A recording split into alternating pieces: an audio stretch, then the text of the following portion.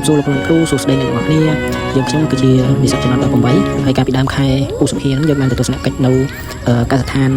3ផ្សេងៗគ្នាដែលកសិដ្ឋានទី1ដែលយើងចុះទៅនោះគឺកសិដ្ឋានម៉ូម៉ូដែលមានទីតាំងនៅខេត្តរាជសាស្ត្រស្រុករបៀងឯមខេត្តកណ្ដាលកសិដ្ឋានហ្នឹងជាកសិដ្ឋានគោទឹកដោះដែលមានផ្ទៃដី6ហិកតាមានគោ188ក្បាលហើយមាន81ក្បាលដែលគេអាចផលិតទឹកដោះបានចំពោះសម្ភារៈហើយស្ពាមនិងពូជគោ Holstein ដំបូងដែលគេនាំចូលពីប្រទេសថៃហើយមានឧបករណ៍មួយចំនួនដែលនាំចូលពីចិនផងដែរចំណែកឯថ្នាំវ៉ាក់សាំងអីហ្នឹងគឺគេបានស្នើពីនាយកដ្ឋាន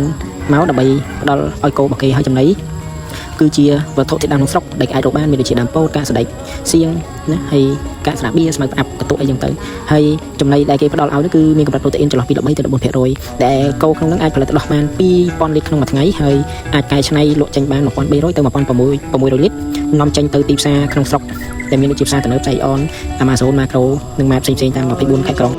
ចំណែកឯអាចគោក្នុងកសិដ្ឋានដែលគេប្រមូលរាល់ថ្ងៃហ្នឹងគឺគេលក់ចេញទៅឲ្យក្រុមហ៊ុនកែច្នៃជីកសិកម្មហើយចំណែកឯមេកូដែលកូនច្រើនសារនិងដែលផ្ដល់ទឹកដោះទៀតគេវាយចេញជាសាច់ក្នុងមួយឆ្នាំគេអាចលក់ចេញបានប្រហែលតែត្រឹម10ក្បាលទេហ្នឹងហើយមេកូកំពុងអាយុ15ខែឡើងគេចាប់ផ្ដើមប្រកាត់ណារហូតដល់កើតបានមួយសប្តាហ៍ទៅ2សប្តាហ៍ទៅគេយកទឹកដោះវាមកតេះហើយបានគេកែច្នៃអញ្ចឹងហ្នឹងហើយនឹងនៅពេលដែលគេបូមទឹកដោះហ្នឹងគឺគេបូមហើយគេយកទៅរក្សាក្នុងធុងដែលមានស្ថានភាព2ទៅ4អង្សាហើយគេឆ្លងកាត់ប្រព័ន្ធត្រជាក់ណាយកមកកែច្នៃបន្ទាប់មកគេបញ្ចូលវាទៅក្នុងប្រព័ន្ធ ATFC ដែលប្រើកម្ដៅនិងសម្ពាធសម្រាប់មេរោគនិងជួយរក្សាសារធាតុចិញ្ចឹមរួចឆ្លងកាត់ម៉ាស៊ីន homogenizer ដែលពង្រាវខ្លាញ់ឲ្យស្មើសាច់ហើយចូលទៅក្នុងម៉ាស៊ីនតេស្តប្រូតេអ៊ីននិងអតិសកំប្រានទៅដល់ក្នុងធុងវេចខ្ចប់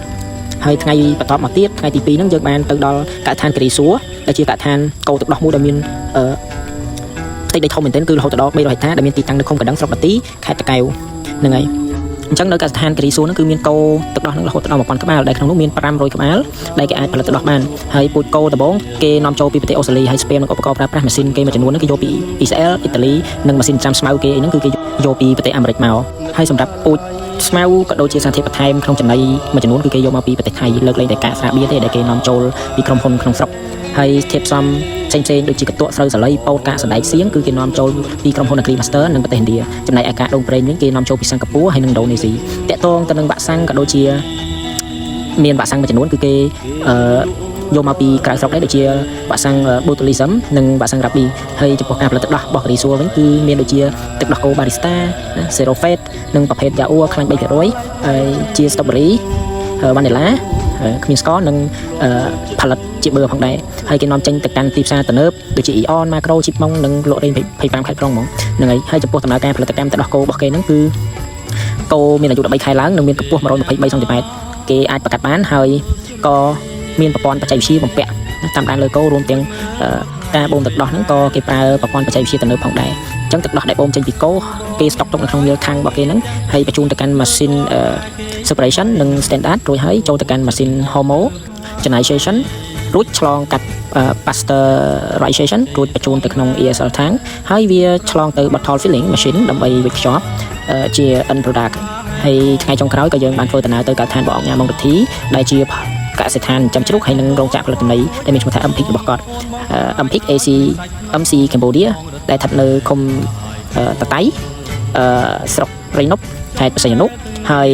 យរោងចក្រមានផ្ទៃដីប្រមាណ24ហិកតាហើយកសិដ្ឋានរបស់គាត់ហ្នឹងគឺមានផ្ទៃដី150ហិកតាដែលមានជ្រូកប្រមាណ70000ក្បាលក្នុងកសិដ្ឋានហ្នឹងចំពោះគ្រឿងផ្សំចំណីវត្ថុធាតុដើមគឺគាត់ប្រើក្នុងស្រុកហ្នឹងគឺមានដូចជាពោតកញ្ចុងកកន្ទក់ដំឡូងមីកាកដំឡូងមីកាកដូងប្រេងចំណែកឯវត្ថុធាតុដើមដែលនាំចូលពីក្រៅស្រុកហ្នឹងគឺមានដូចជាកាកសណ្ដែកសៀងនាំចូលពីប្រេស៊ីលអាចិនទីណានិងបង់ក្លាដេសហើយកាកដូងប្រេងហើយនិងកាកពោតគឺគាត់នាំចូលពីទ្វីបអាមេរិកមកចំណែកឯពូជជ្រូកដំបងដែលនាំចូល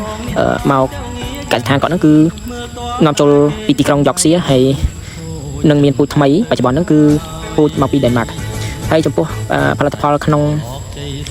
រោងចក្រអាចនាំចេញដូចជាចំណីគាត់អាចនាំចេញបាន400តោនក្នុងមួយថ្ងៃចំណែកឯកសិដ្ឋានវិញគឺនាំចេញជ្រូកជាង2000ក្បាលក្នុងមួយថ្ងៃហើយមានការកែច្នៃផលិតផល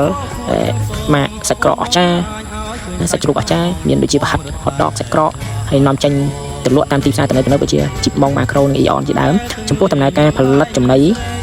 ដំបូងគាត់ត្រូវ